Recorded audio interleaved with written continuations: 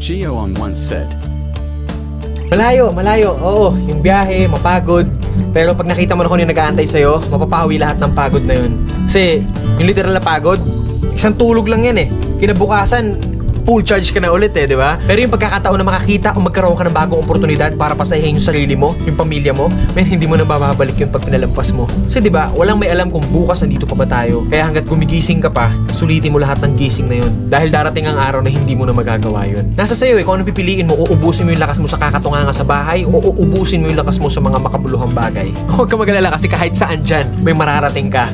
Alam mo na yun.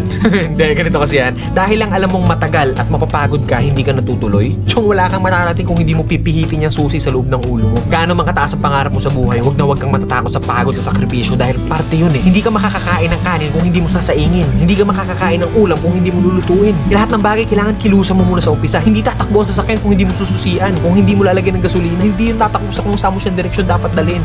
Kailangan kumilos ka.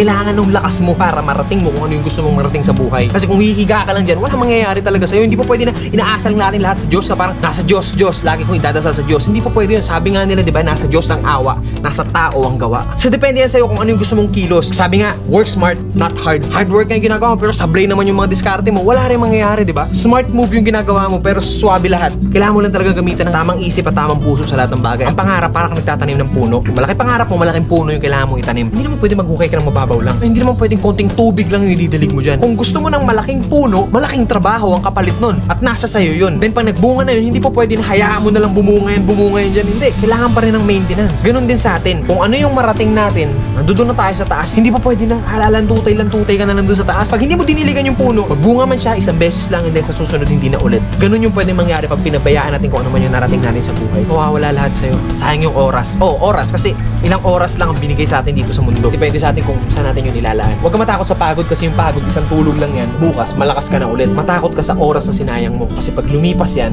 kahit tumambling ka pa ng 100 beses dyan, hindi mo na mababalik yan. Ano man ang landas na tinatahak mo ngayon, mabagal man ang pag-usad mo, ang mahalaga, umuusad ka. Hindi, nakastuck ka lang sa comfort zone mo, sablay yun. Kailangan mabagal man yung movement mo, pero hanggat umuusad ako, still, umuusad ako. Darating at darating ang panahon na lahat tayo makakarating sa gusto nating puntahan. Pare-parehas lang ang kinakain ng tao, kaya lagi mong isipin na kaya mo rin yung kaya nila. Pero isipin mo rin na bago mo kayanin yung kaya nila, kailangan mo munang kayanin yung kinaya nila para kayanin mo kung ano yung kaya nila ngayon. Gets mo? Ito lang ang kailangan mo gamitin yan. Hindi mo na kailangan lumayo saan-saan mga lupalop ng mundo. Nandito lang sa loob ng bilog na to, sikreto ng lahat.